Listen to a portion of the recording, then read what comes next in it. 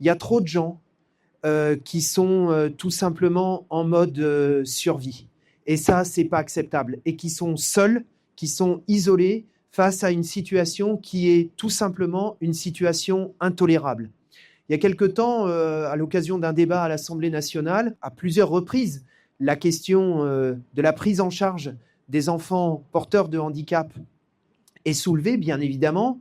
La ministre de l'époque, je ne sais plus très bien laquelle c'était, parce qu'en ce moment, c'est un peu, comme vous l'avez compris, ça valse beaucoup les gouvernements. Souhaitons d'ailleurs que celui-ci valse le plus rapidement possible aussi. La ministre de l'époque avait répondu qu'il n'y avait pas de problème, puisque de toute façon, les enfants porteurs de handicap faisaient l'objet de notifications.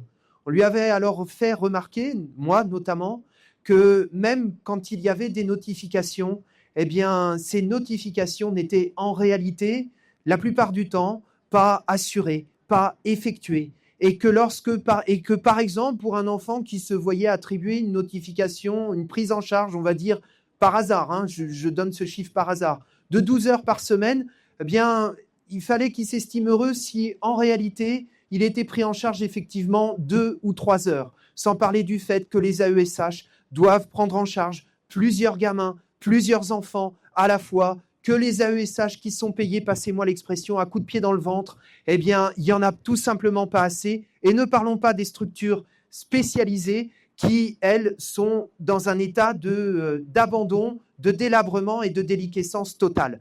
Bref, on nous parle d'inclusion, mais la réalité, c'est l'inverse. La réalité, c'est l'exclusion. La réalité, c'est la discrimination.